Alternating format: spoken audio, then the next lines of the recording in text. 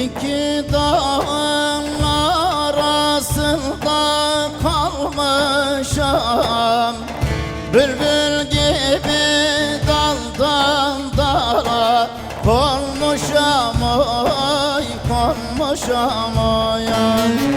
Bülbül gibi daldan dala konmuşam, oy konmuşam oy.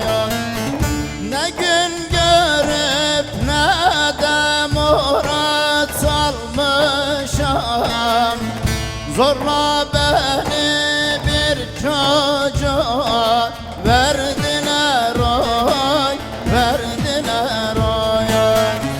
Verdiler de günahıma girdiler oy, girdiler oy.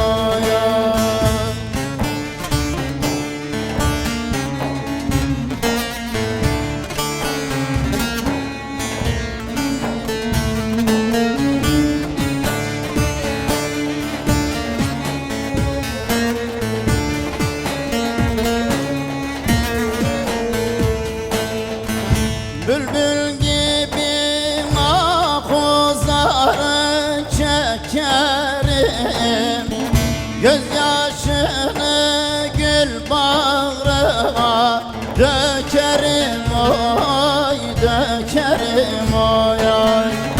Gözyaşını gül bağrıma dökerim oy, dökerim oy.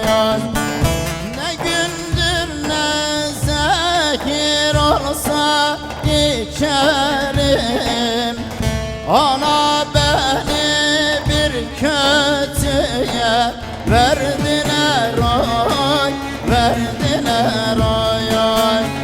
Verdiler de günahıma girdiler oy, girdiler.